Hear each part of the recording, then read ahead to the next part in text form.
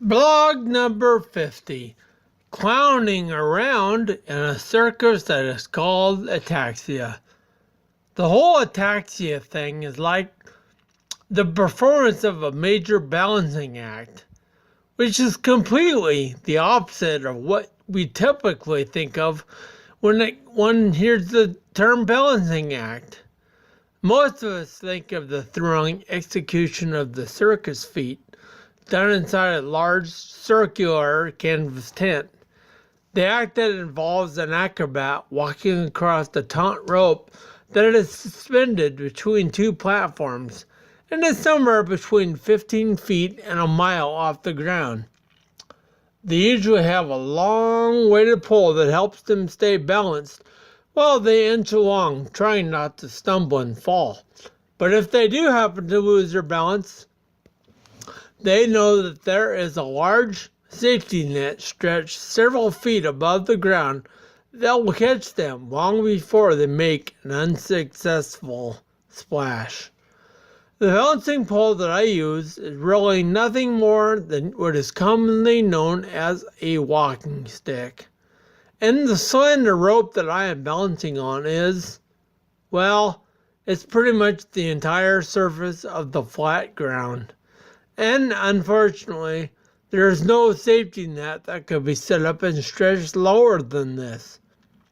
It leaves me feeling as if I'm perched and left to balance right on the edge. Maybe instead of using a walking stick, I should be using a long weighted pole. I don't see a problem with this. And I would think that for the most part, people would be agreeable to the idea of me walking around with a 15-foot pole jutting on either side of me. I imagine that once they saw and understood that I was doing this for balance, that they would start clapping and break into wild cheering. Someone in the crowd might even start roasting peanuts, making cotton candy, and or popping popcorn. There would probably be several people in the audience, as it has come to be known, who would be holding their breath, thinking that my next shaky step could very easily be the one that sends me hurtling down several feet to a bone-crushing crash.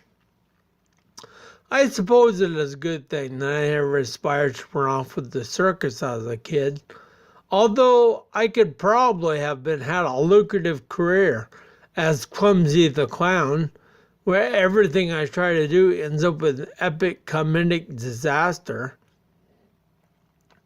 So if it is not the high wire act that I'm talking about, then what is this balancing act that I'm referring to?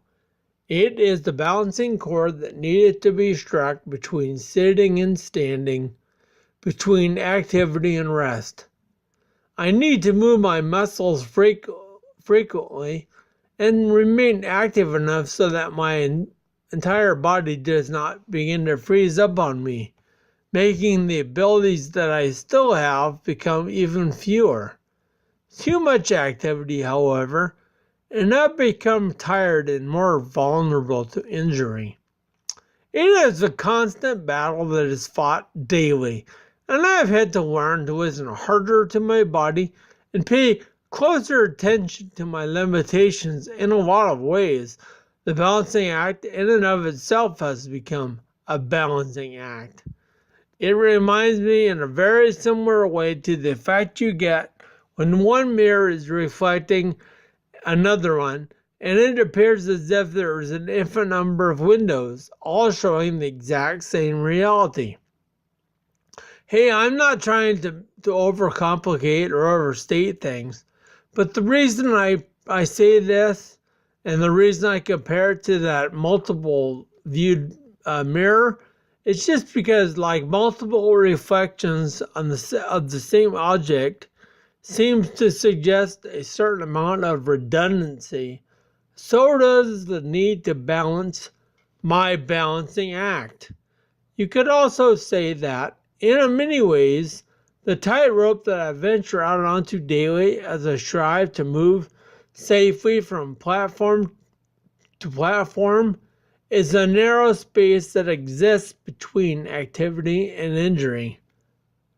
Another act that I perform on a daily basis, which is nowhere good enough to execute before a paying audience or under the top of a big circus, is juggling. Most of the time, when I decide to try and start a project or a chore around the house, I am juggling as to exactly what type of mess that it'll turn out to be.